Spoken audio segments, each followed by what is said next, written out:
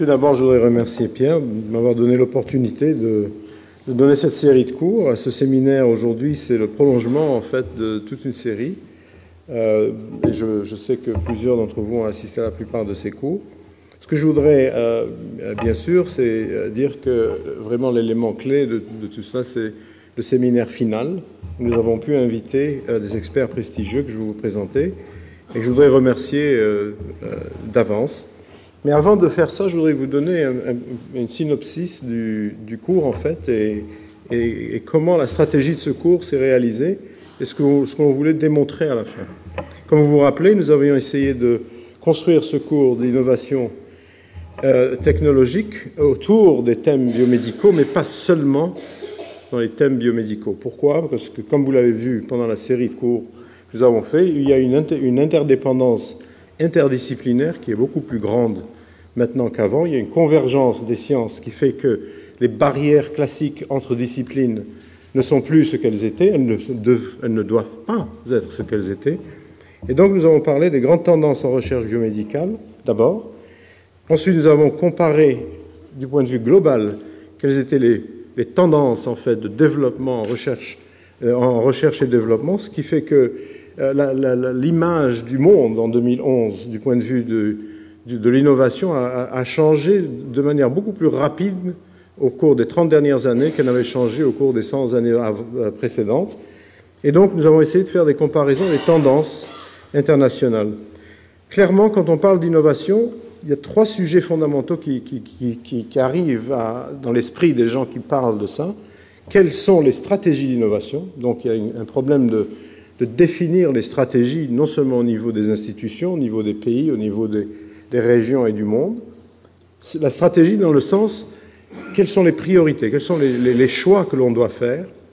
Deuxièmement, le deuxième pilier, c'est bien sûr comment opérationnaliser ces stratégies d'innovation technologique, dans quelle mesure on peut les gouverner, dans quelle mesure on peut les organiser.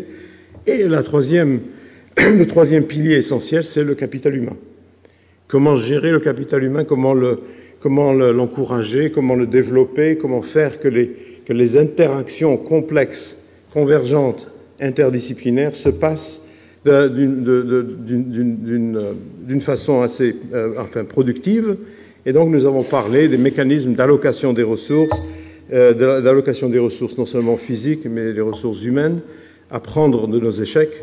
Et bien sûr, dans le cadre de l'innovation, ce n'est pas la découverte, c'est non seulement la découverte essentielle d'un élément innovateur, mais aussi c'est la translation de cet élément innovateur en une échelle plus grande qui arrive à distribuer cette innovation. Donc, il faut bien comprendre que le cours aujourd'hui ne va pas être basé seulement sur l'idée d'innovation qui est la nouveauté, mais aussi la nouveauté traduite dans une réalité, dans un bien social qui se développe éventuellement pour la population humaine, surtout en recherche biomédicale. Et donc nous avons aussi des concepts d'éthique, de réponse du public vis-à-vis de l'innovation, de la science et de la technologie qui vont être couverts aujourd'hui. Alors tous ces thèmes vont être retrouvés à travers le séminaire, à travers les exposés des orateurs. Et le débat aura lieu lors de la table ronde, bien sûr, cet après-midi, où nous accueillerons également M. Lim, chairman de ESTAR à Singapour, pour donner une perspective internationale, bien que notre ami Philippe Kouriski, qui a eu cette expérience, va aussi nous donner, dans son exposé, ce point de vue. Et nous aurons terminé notre séminaire vers 16 heures. Nous sommes absolument intéressés aux échanges entre l'audience et les membres du symposium, la faculté. Et donc, ce que je voudrais dire, c'est que aujourd'hui, nous allons essayer de synthétiser, en fait, tous les éléments que nous avons essayé de décortiquer au cours du cours, parce qu'à la fin, il faudrait avoir quand même une vue d'ensemble. C'est ce qu'on disait hier avec Pierre Corvol. Je crois que son but, c'est d'avoir des séminaires où non seulement l'analyse et la synthèse se retrouvent dans le séminaire final, et ce que nous allons essayer de réaliser. Pour faire cela, j'ai invité un groupe d'amis, un groupe d'experts, et le premier que je vous présente aujourd'hui, c'est le professeur Richard Klausner. Alors Richard est un ami d'abord, et je vais vous dire tout de suite que c'est un être remarquable qui a été formé aux plus grandes écoles américaines, à Yale, à Duke, à Harvard. Il a la caractéristique particulière qu'il a été recruté au NIH comme le chef de laboratoire de Cell Biology et Métabolisme, biologie cellulaire et métabolisme, à un de nos instituts, l'Institut de Child Health Research and Development. Il avait la caractéristique d'être le plus jeune membre de chef de laboratoire au NIH, nommé au NIH à ce moment-là. Et il a bien sûr une carrière remarquable du point de vue scientifique. Il a été un des innovateurs dans la compréhension de l'endocytose.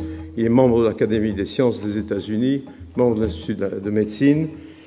Et surtout, je vais prendre la liberté de dire ce qu'on dit au NIH, c'est que quand on entend, quand ensemble dit oui, Rick Klausner, c'était le plus jeune des scientifiques appointés, enfin nommé comme directeur de laboratoire, nous avons mon député pour la recherche qui s'appelle Michael Gottesman, qui est très connu, et qui me dit oui, c'était le plus jeune. Je ne sais pas sûr, parce qu'on n'a pas tous les documents, mais c'était certainement le plus immature. Et ça, c'est un compliment. Pourquoi? Parce que Rick a été une force d'innovation à l'intérieur du NIH, aux États-Unis, dans le monde.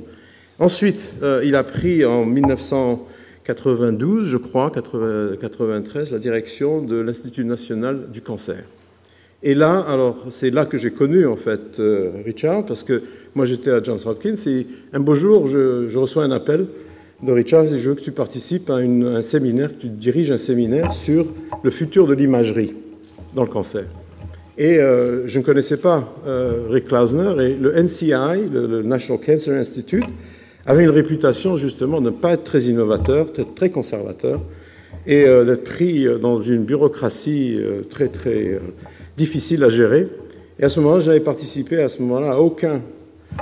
aucune activité au niveau du NCI, parce que je trouvais ça très rébarbatif. Et donc, la première communication qu'on a eue, je lui dis, écoute, moi je veux bien passer du temps à faire ça, mais tu vas me promettre une chose.